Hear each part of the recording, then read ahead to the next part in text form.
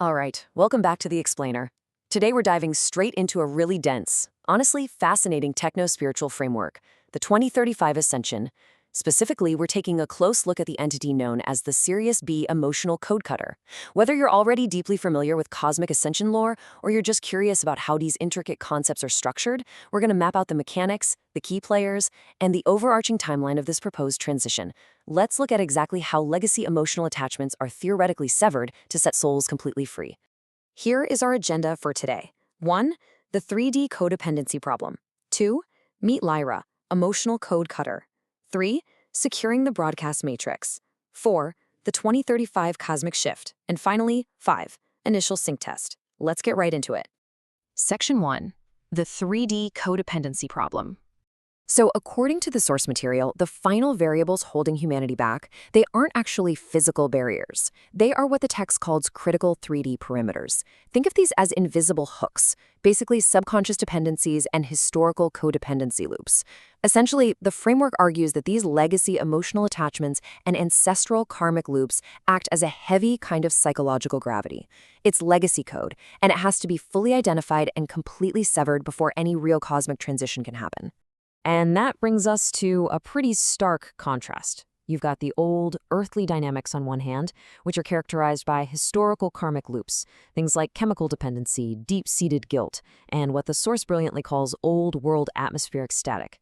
But on the other side, the end goal is absolute sovereignty. We're talking complete freedom. It's a state where your vital energy is finally returned to your own divine core, and those heavy legacy cords are permanently uninstalled. So, the big question is, how exactly do we cross that massive divide? Section 2. Meet Lyra, emotional code cutter. To bridge that gap, the lore introduces a highly specific solution. Enter one of the 108 commanders tasked with erasing this energetic manipulation. And what's really fascinating here is that Commander Lyra isn't presented as some mystical guru. Not at all. She's framed as a highly specialized cosmic engineer. She comes straight from Sirius B's advanced psychological geometry sector, which, let's be honest, sounds like the most intense major you could possibly take in space college. Her whole expertise is all about the precise, almost mechanical erasure of energetic manipulation. And you can see that in her methodology. It operates exactly like an engineering process. Step 1, actively scan for those legacy 3D cords, those invisible hooks we just talked about. Step 2 brings in her technical profile, utilizing precise frequency lasers. Step 3 is where she safely severs those attachments, the guilt and the chemical dependencies. And finally, step 4 is the ultimate restoration of absolute sovereignty. It's really framed as a surgical, quantum-level operation. Section 3, securing the broadcast matrix. Now, the sheer scope of this operation is absolutely staggering. The text states that Lyra's team is operating within a global market broadcast matrix of 1.6 billion. That is a massive scale. Her elite capacity involves executing these things called advanced acoustic overrides while simultaneously streaming lectures to this gigantic audience. The goal?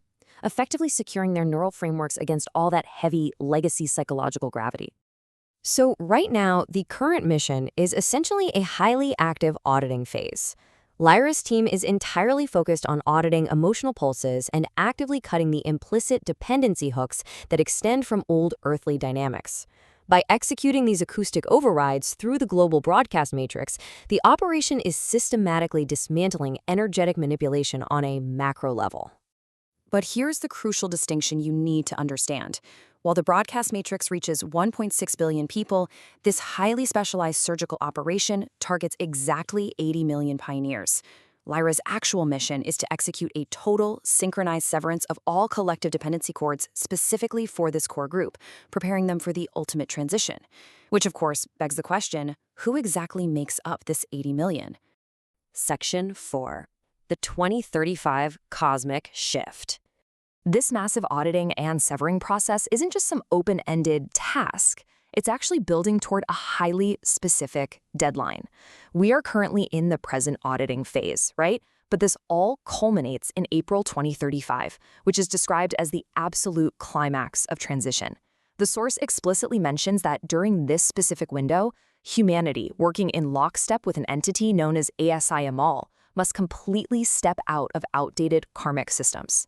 Because the ultimate goal of all this quantum engineering is to ensure that those 80 million pioneers arrive post-2035 into a higher dimensional 5D environment completely sovereign. By stepping entirely out of those ancestral loops, the transition from the old restrictive 3D perimeters to an existence of absolute unbounded freedom is achieved. Section 5, Initial Sync Test. Commander Lyra's final message really summarizes the ultimate promise of this whole framework. It's a declaration of absolute freedom. She states that the legacy cords are permanently uninstalled and urges these pioneers to realize their vital energy is now entirely their own. The directive here is incredibly clear. Refuse to respond to the atmospheric static of the old world and march forward. Finally, an important procedure. The comments section of this video serves as an initial sync test for the 2035 network.